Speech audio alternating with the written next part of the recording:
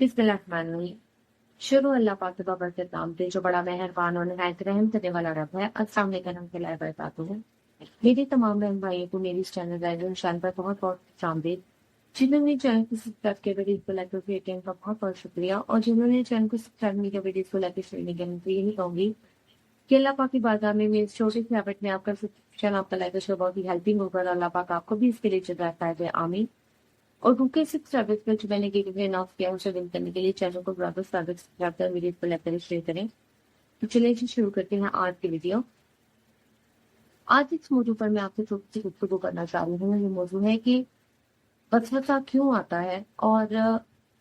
وسوسہ اگر انسان کو نماز کے دوران آ رہا ہے یا عبادات کے دوران آ رہا ہے تو کیا اس کا مطلب یہ ہے کہ ہماری عبادت قبول نہیں ہو رہی، یا ہم ٹھیک طریقے سے اپنے ذکر الہی میں مصروف نہیں ہے، اپنی عبادات جو ہے وہ ٹھیک طریقے سے نہیں کر رہے، یا شیطان ہم پر زیادہ حاوی ہے؟ تو بہت سے ایسے سوال اکثر لوگ پوچھتے ہیں، اور بہت سی ایسی باتیں جو ہے ان کے بارے میں لوگوں کو کنفیوژن رہتی ہے، اسپیشلی نماز کے بارے میں، کہ جب وہ نماز پڑھتے ہیں تو انہیں بہت سے وسوسے آتے ہیں۔ تو کیا وسوسوں کا آنا کوئی اچھی بات ہے؟ تو ہمیشہ ایک بات یاد رکھیں کہ جب بھی کسی مسلمان کو وسوسہ آئے گا، یا کسی کو بھی وسوسہ آئے گا، تو وہ وسوسہ ہمیشہ شیطان کی طرف سے ہوگا، کیونکہ شیطان نفس کے ساتھ مل کر انسان کو وسوسوں میں مبتلا کرتا ہے۔ اس کو کوئی نہ کوئی ایسی بات اس کے ذہن میں ڈالتا ہے، کوئی نہ کوئی ایسی سوچ اس کے ذہن میں ڈالتا ہے جس کا یا تو حقیقت سے کوئی تعلق نہیں ہے، یا جو اس کو اس کے یقین کو، اس کی جو تھاٹ پروسیس ہے اس کو کمزور کرے، اس کی یقین کو کمزور کرے، اس کی جو سوچنے سمجھنے کی صلاحیت ہے اس کو کمزور کرے۔ اصل مقصد شیطان کا یہ ہوتا ہے کہ وہ نفس کے ساتھ مل کر انسان کے اندر وسوسہ پیدا کرے۔ آپ نے ہر ایک کے ساتھ ایسا ہوتا ہے، ایسا تو کوئی بھی شخص نہیں ہے جو یہ کہے گا کہ مجھے کبھی وسوسہ نہیں آیا، میں نمازیں بڑی باقاعدگی سے پڑھتا ہوں، میں ذکر الہی بڑی باقاعدگی سے کرتا ہوں، اور مجال ہے کبھی مجھے وسوسہ آ جائے، یا کبھی شیطان نے مجھے میرے ذہن میں کوئی غلط سوچ ڈالی ہو، یا کبھی مجھے بہکایا ہو۔ ایسا ہو ہی نہیں سکتا، کیونکہ وسوسے نے تو صحابہ کرام تک کو نہیں چھوڑا، کیونکہ یہ نبی پاک صلی اللہ علیہ وسلم کی حدیث سے بھی ثابت ہے کہ ان کے پاس اکثر صحابہ کرام آیا کرتے تھے، اور وہ کہتے تھے کہ جب بھی ہم نماز قائم کرتے ہیں یا ذکر الہی میں مصروف ہوتے ہیں تو ہمیں ایسی ایسی سوچ آتی ہے، ایسے ایسے وسوسے آتے ہیں کہ اگر ہم کسی سے بیان کریں تو شاید وہ شخص جو ہے وہ ہمیں زندہ یعنی وہ شخص ہمیں مار ہی دے۔ اتنی خراب سوچیں ہمیں آتی ہیں، اور یہ آتی بھی تب ہے زیادہ جب ہم ذکر الہی میں مصروف ہوتے ہیں یا جب ہم نماز قائم کرتے ہیں۔ اور یہی ہمارے ساتھ ہی ہوتا ہے کہ جب بھی ہم نماز کے اندر مصروف ہوتے ہیں، یا ہم نماز قائم کرتے ہیں، یا ہم کوئی اللہ پاک کا ذکر کر رہے ہوتے ہیں، کسی اچھی سوچ میں ہوتے ہیں، تو شیطان ہمارے اندر وسوسہ ڈالنے کی کوشش کرتا ہے، ہمیں ہماری اچھی سوچ سے، ہماری عبادت سے ہٹانے کی کوشش کرتا ہے، ہمارا دھیان جو ہے وہ بھٹکاتا ہے۔ اس کا مقصد کیا ہے؟ اس کا صرف اور صرف مقصد یہ ہے کہ وہ ہمیں اللہ پاک کی یاد سے غافل کرے، دنیاوی کاموں کی طرف، دنیاوی معاملات کی طرف ہمارا دھیان لگائے۔ جیسے کئی دفعہ ایسا ہوتا ہے کہ ہم نماز پڑھتے پڑھتے ہم یہ بھول جاتے ہیں کہ ہم نے کتنے نفل پڑھے، ہم نے کتنی رکعات پڑھی، یا ہم نے سلام پھیرا ہے، یا جس قسم کا بھی ہمیں وسوسہ آ رہا ہے، یا دن کے جو بھی معاملات ہیں ہمارے، یا کوئی بھی پرانی بات یا نئی بات، یا کوئی جھگڑا یا کوئی لڑائی، کوئی بھی ایسی چیز جس کی دور دور تک ہمارے دل میں سوچ نہیں ہے،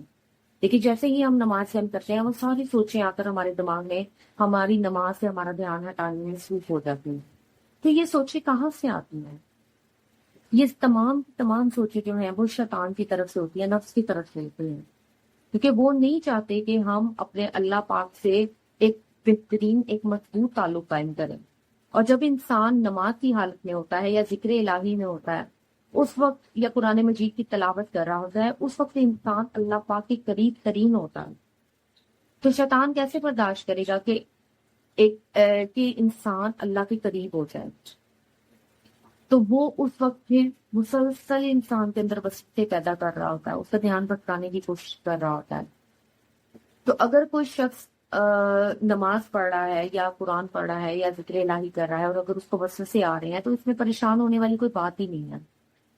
بلکہ وسوسے اس انسان کو ہمیشہ زیادہ آئیں گے جو اللہ کے جتنے زیادہ قریب ہوگا، کیونکہ جو اللہ پاک کی عبادت نہیں کرتا، جو اللہ پاک کے قریب نہیں ہے، جو ذکر الہی میں زیادہ دھیان نہیں دیتا،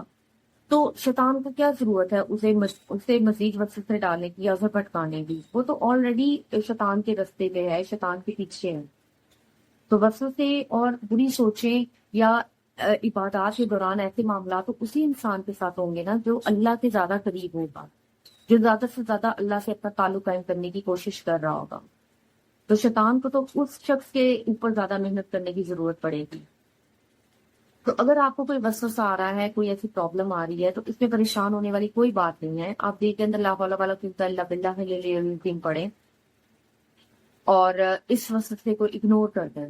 اور اللہ پاک کی بارگاہ میں دعا کر لیں کہ یا پاک پروردگار، میری تو ایسی کوئی انٹینشن نہیں ہے، میری ایسی کوئی سوچ نہیں ہے، یہ سب شیطان کی طرف سے ہے، اور اس مردوس کو ہی تو سزا دے۔ کیونکہ جب تک ہم اپنی آنے والی کسی بھی غلط سوچ کو حقیقت کا رنگ نہیں دیتے، تب تک ہمیں اس کا کوئی گناہ نہیں ہے، ہمارے اوپر کوئی اس کی لائبلٹی نہیں ہے، اور نہ ہمارے اوپر اس کا کوئی برڈن آتا ہے کہ یہ سوچ ہم نے جان بوجھ کر سوچی ہے، یہ ایسی سوچیں ہمیں جان بوجھ کر آ رہے ہیں۔